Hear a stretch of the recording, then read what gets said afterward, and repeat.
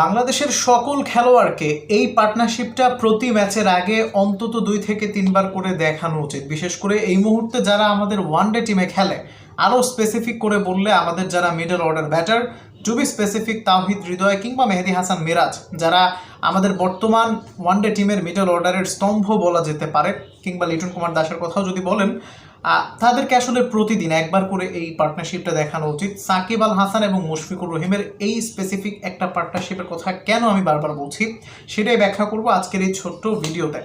সাল 2014 জিম্বাবুয়ের সাথে একটা ওয়ানডে ম্যাচ, সেই ম্যাচ থেকে এই পার্টনারশিপটার স্ক্রিনশট নিয়ে আমি ভিডিওটা করছি।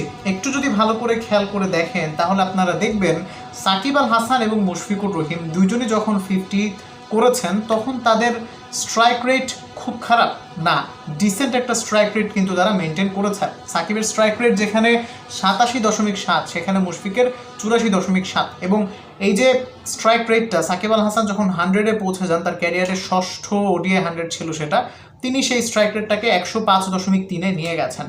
তিনি কি খুব বেশি বাউন্ডারি মেরেছেন? কয়টা 4 মেরেছেন? যখন তিনি 50 করেছেন তার 4-এর সংখ্যা মাত্র 4টি, মানে 50 রানের মধ্যে মাত্র 16 রান তিনি বাউন্ডারি থেকে করেছেন।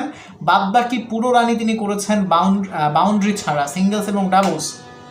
ঠিক একইভাবে মুশফিকুর রহিমের বাউন্ডারি সংখ্যা মাত্র 3টি, 4-এর সংখ্যা মাত্র 2টি, 6-এর সংখ্যা মাত্র 1টি, মানে তিনি মাত্র 14 রান করেছেন 4 এবং 6 থেকে। বাদবাকি কত রান আপনার?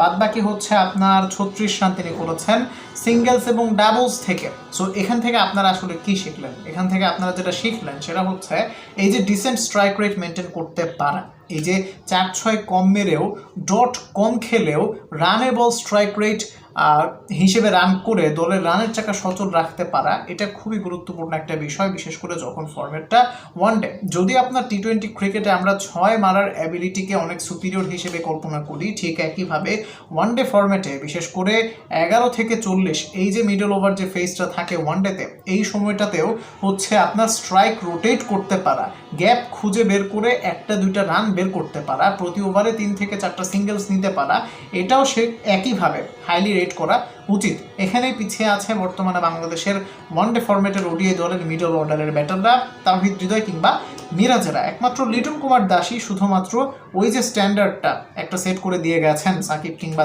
মুশফিকুর রহিম, স্ট্রাইক রোটেট করতে পারার যে অ্যাবিলিটিটা তাদের ছিল সেটা শুধুমাত্র তিনি কিছুটা ম্যাচ করতে পারেন, বাদবাকি কারো মধ্যে গ্যাপ খুঁজে বের করতে পারার সেই অ্যাবিলিটিটা আসলে একেবারে নেই বললেই চলে। মানে আলতো করে পুশ করে একটা রানের জন্য দৌড় দেয়া, এটা খুব একটা রেয়ার জিনিস হয়ে গেছে আমাদের জন্য।